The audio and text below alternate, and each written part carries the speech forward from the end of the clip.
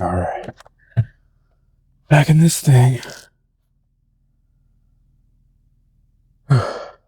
Okay. On meditation. That's the title of today's daily law. Of all human problems. Sorry, let's start that over. Quote. All of humanity's problems stem from man's inability to sit quietly in a room alone. That's a quote by, I'm pretty sure this is French, Blaise Pascal. Did my best. Often writers begin with an exciting idea which is reflected in the energy of the first chapters. Then they get somewhat lost in the material. The organization of the book falls apart. They start to repeat the same ideas. The last few chapters do not have the same verve of the opening ones. It is hard to maintain one's enthusiasm, energy, and freshness over the course of months and years that a book requires. To help me avoid such a fate, I practice 40 minutes of Zen meditation known as Zazen every morning. In this form of meditation, referred to as Shikatanza, the main goal is to learn how to empty the mind, develop superior powers of focus, and gain access to more unconscious, intuitive forms of thinking. Meditation has significantly improved my ability to concentrate when reading or taking notes. The nuisances that years ago used to get under my skin are now largely ignored and forgotten. I have developed patience in dealing with the drudgery of practice, and I am better at handling petty criticisms. From early on, I could see how this routine was helping me in several ways, and I have since meditated every day in the morning. If you are feeling restless on your path to mastery, or find that little things often aggravate and distract you from your life's work, I recommend you take up meditation. Daily law. The master's mind must be able to concentrate on one thing for a long period of time.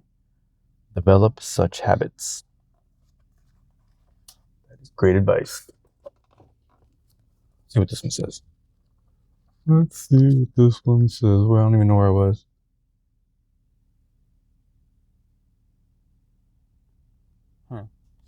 I'll just read the first paragraph. This whole section is called Reverse Intimidation. Inevitably in life, you will find yourself facing people who are more aggressive than you are. Crafty, ruthless people who are determined to get what they want. Fighting them head on is generally foolish. Fighting is what they're good at, and they are unscrupulous to boot. You will probably lose. Try to fend them off by giving them part of what they are after, or otherwise pleasing or appeasing. Trying to defend them off by giving them part of what they are after, or otherwise appeasing or pleasing them is a recipe for disaster. You are only showing your weakness, inviting more threats and attacks. But giving in completely, surrendering without a fight, hands them easy victory. They crave and makes you resentful and bitter. It can also become a bad habit. The path of least resistance in dealing with difficult situations. Instead of trying to avoid conflict or whining about the injustice of it, consider an option developed over the centuries by military leaders and strategists to deal with violent and acquisitive neighbors. Reverse intimidation. This art of deterrence rests on three basic facts about war and human nature. First, people are more likely to attack you if they see you as weak and vulnerable. Second, they cannot know for sure that you're weak. They depend on signs that you give out through your behavior, both present and past. Third, they're after easy victories, quick and bloodless. That's why they prey on the weak and vulnerable.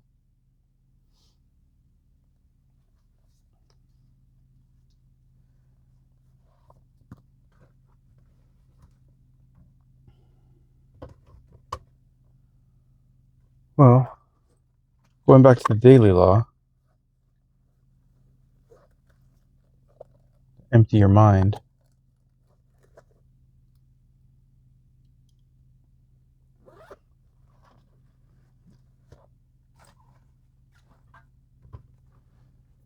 I was always kind of, to be honest, pretty good at blocking everything out and focusing on one thing for a long period of time. In school, they'll call that attention deficit disorder, because if you can't pay attention to the teacher because you're more focused on what's going inside your head, they say it's a disorder. And I've always thought the opposite. It's actually like a superpower. Because in that kind of environment, like in school, they want you to pay attention to them. Forget paying attention to them.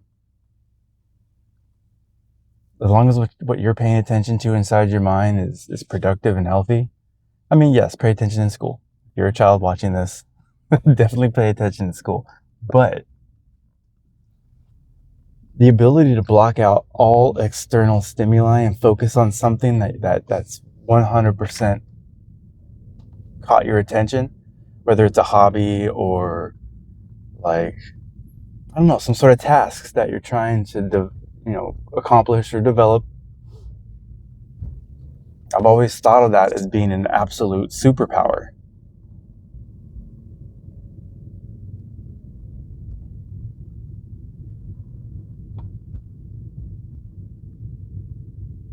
I think I've actually accidentally acquired that ability through a situation I've been through.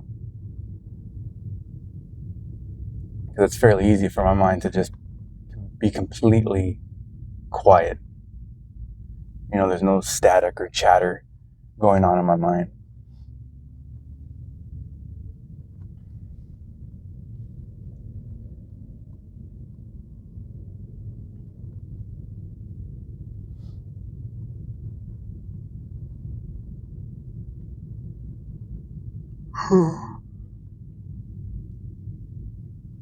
And going back to that Art of War,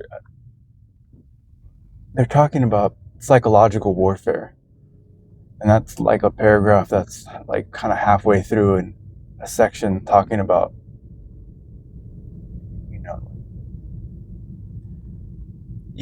there's one section where he talks about what Sun Tzu says in The Art of War. He says, when you're weak, act strong. And when you're strong, act weak.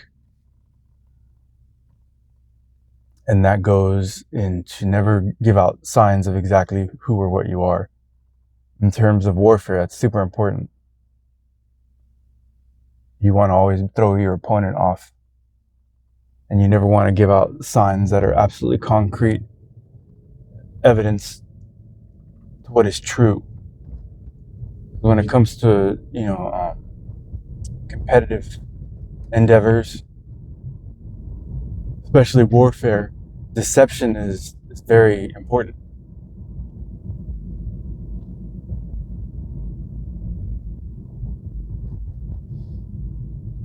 I even heard, I don't know if this is true, but I had even heard that with what's going on right now in Iran, I heard that they had painted pictures of planes on the ground because they knew that we were surveilling them through, satellite imagery and stuff like that. And, in a photo from that distance, it's kind of hard to distinguish what's real from not. So if you paint a picture of, a fighter jet on the ground that looks realistic enough, their thinking is that we're likely to bomb it. And that's important if you're trying to deplete your enemy's ammunition resources. So deception always plays a key part in trying to throw off your opponent.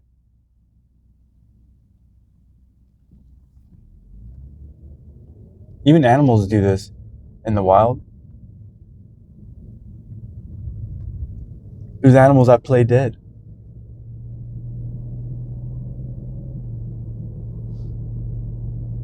And really the whole idea is, especially if your opponent's stronger than you want to deplete their strength. Or at least throw them off so you can live to fight another day. Like it was saying, they're looking for the fight. So if you give them exactly what they want, that only plays into their energy. Because once somebody starts to get what they want, their energy gets amped up. You get excited, like, ooh, yeah, it's exactly what I wanted.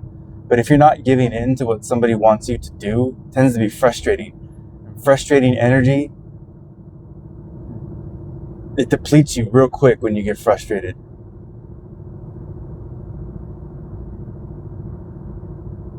So that's what that paragraph was kind of talking about. Reverse intimidation. Don't give out signals that you are weak. When you're weak, act strong. And it doesn't even need to be like physically weak. It just needs to be like, say you're just in the weaker position. Your army is smaller, or an attitude of supreme confidence can do a whole lot to throw off somebody who's looking to intimidate you.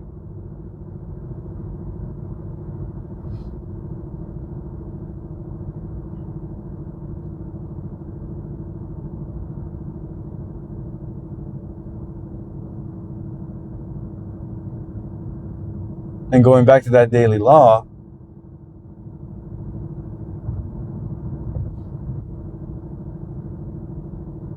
and the ability to empty the mind. I guess how the two might tie in together is, if you have too much going on in your mind, and you're in a situation where you might have to react quickly, if your mind's too occupied with thinking, see, the idea of an empty mind is not that you can't. The idea is it's like a foundation of complete stillness from which all action emerges. All action's born out of stillness.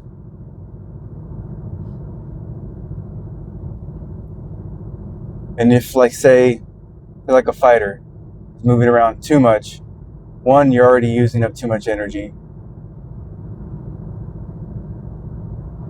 But on the other hand, you don't want to stand completely still because you want your movements to come out of emotion that's already in play. That's why when you see boxers in the ring or fighters, they kind of have like this, a fighter's stance that is kind of in motion, not just standing still. They're not static. But in terms of the mind, you want your mind completely still.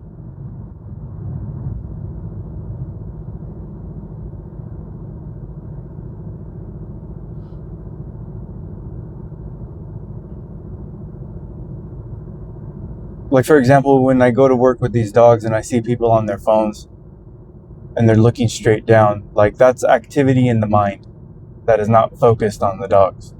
So if something were to happen with the dogs, first thing they have to do is stop what they're already doing. And those are like precious seconds that could mean the difference between a dog hurting another dog or not. Now that's in terms of the mind. Now in terms of the body, when they're on their phones, their mind's active, but their body's sitting still because I see them just sitting there doing nothing. So this is like the delicate balance that you have to maintain. This is what I do. And when I'm in there with the dogs, I'm physically moving around, but my mind is completely clear and only focused on the dogs. And they seem to be the opposite. Their mind is not focused on the dogs, and their body's completely still.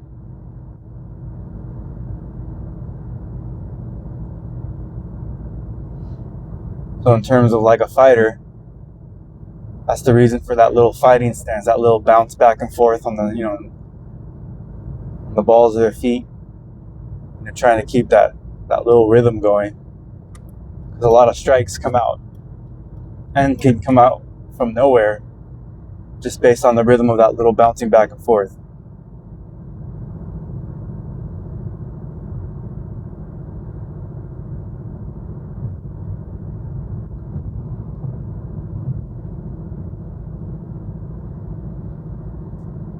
And I think, this is just my opinion, the mind of like a fighter isn't so much focused on what his opponent is going to do, but what they're going to make their opponent do.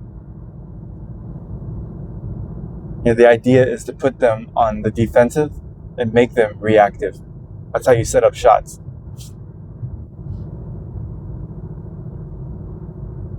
You don't want to give them too much room to set up their own.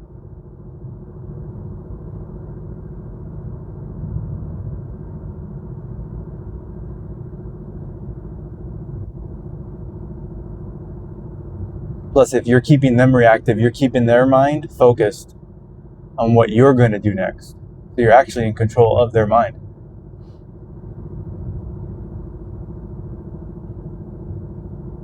and that doesn't give them time to think freely.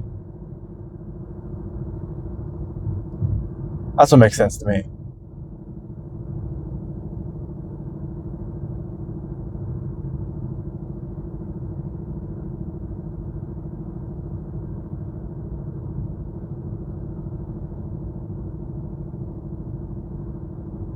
But yeah, it's easy for me to just be focused on what it is that has my attention. And again, it can be a gift and a curse.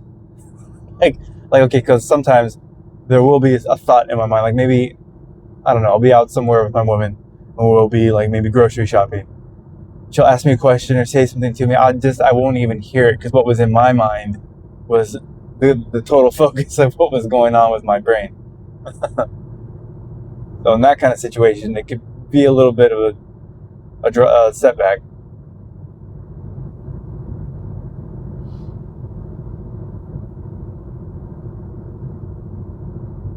But when it comes to a task I'm supposed to be doing, that's what gives me the energy to do it forever, because it's like very little else is taking place with my mind or my body.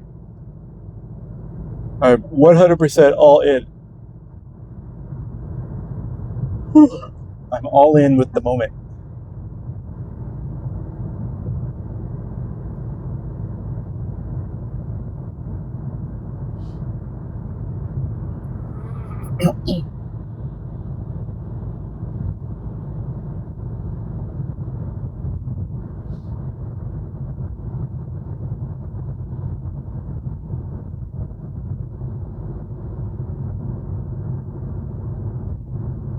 So yeah, that was my daily read and my morning information. Hopefully it's calm today at work. It's Sunday, so I'm going to be with the doggies.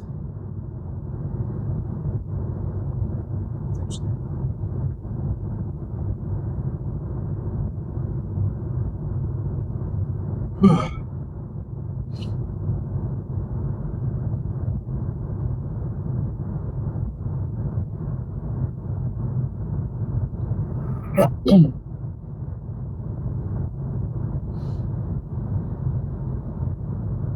me see what else is going on in the world. I don't really know. My mind is blank, just focusing on the road, letting everybody fly by, and I'm relaxing in the slow lane. It's safer here anyways. I only have cars on one side of me.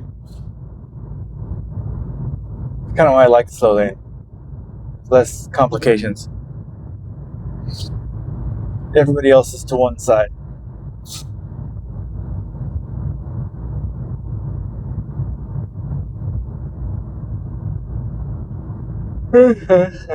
Plus I can let everybody else be in a hurry.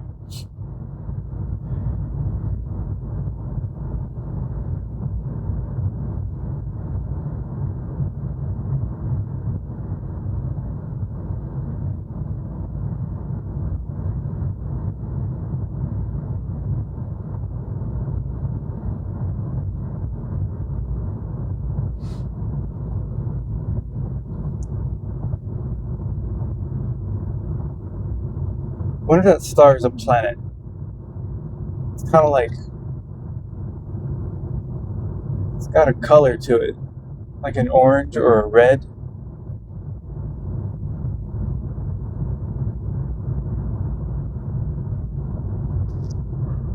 I know Mars is red, but I don't know if we can see Mars.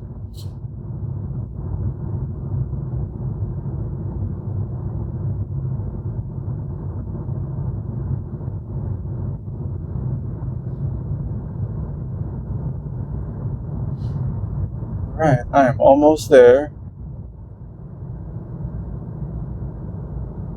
Like maybe 2 or 3 more exits or something like that.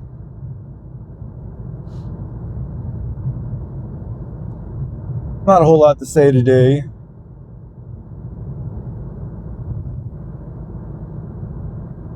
I'm a little tired, I don't know why. I felt like I got enough sleep.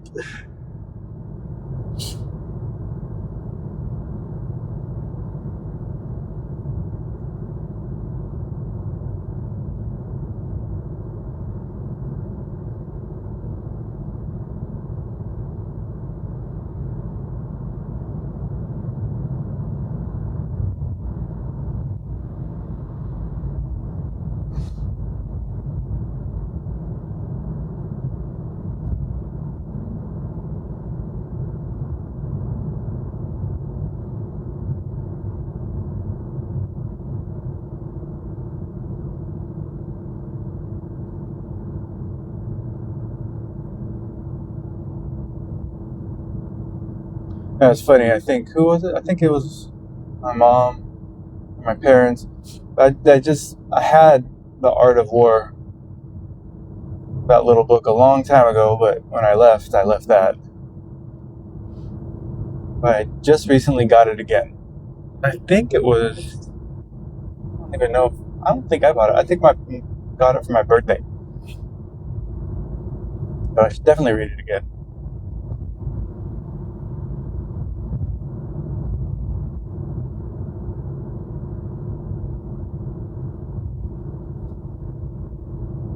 I heard somewhere that businesses and corporations hand that book out to their executives to read. Pretty much everything's a competition. If you look at it, it's just competitiveness, not so much, violent war, but every competitive endeavor, you would benefit from reading The Art of War.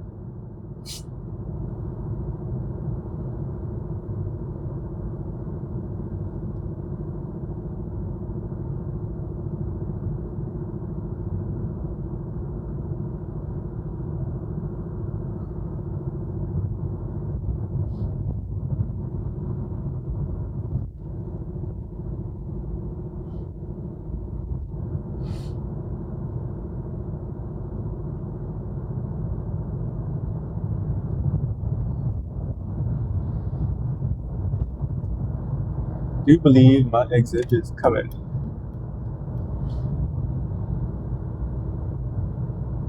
Yep.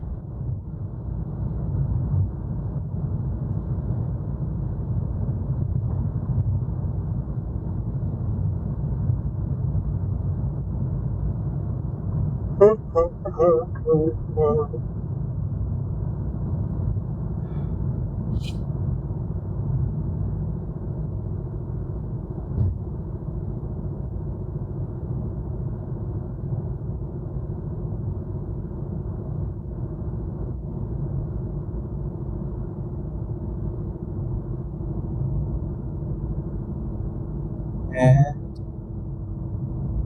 here I am.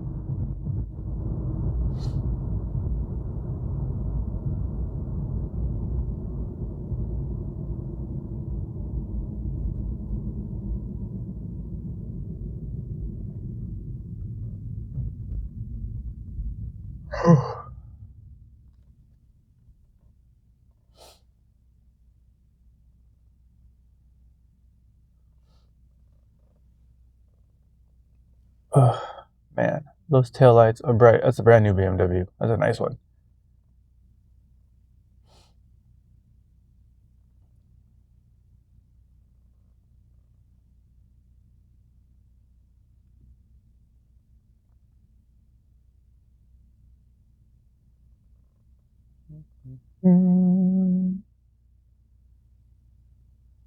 Let's go.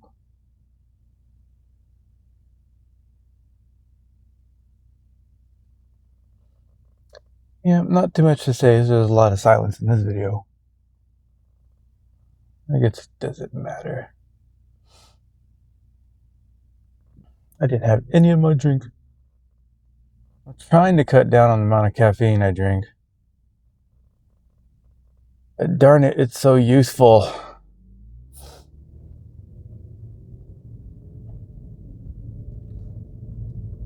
I'm not even sure if too much caffeine consumption is, detrimental to any of the internal organs of the human body, but I know at one time everything I drank had caffeine in it, so I'm trying to kind of curb that as much as I can. So I was kind of maybe halfway through today, that's when I was going to drink my energy drink. Today I started the day off with a cold shower. Doing that more often because if that can wake me up, then I don't need caffeine in the morning.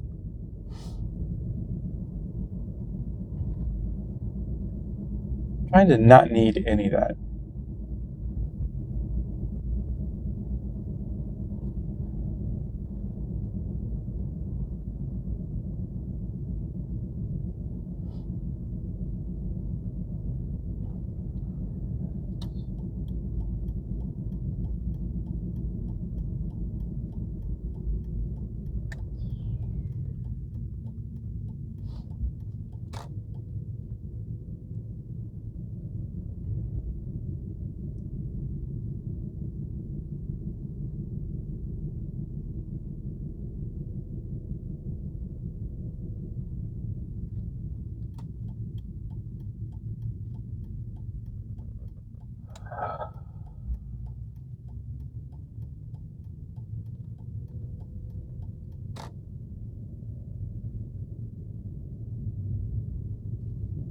And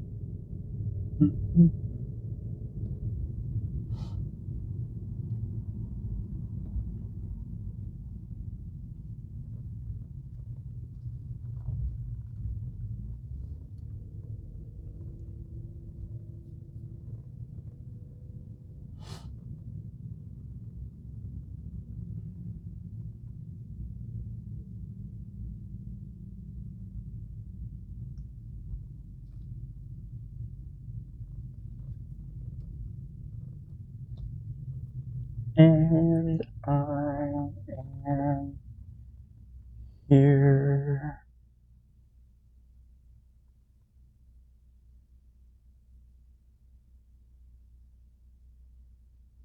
And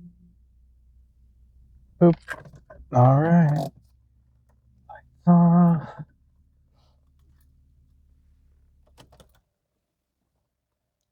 okay. Well, guess that's it. Everybody enjoy the day. Let's go to work.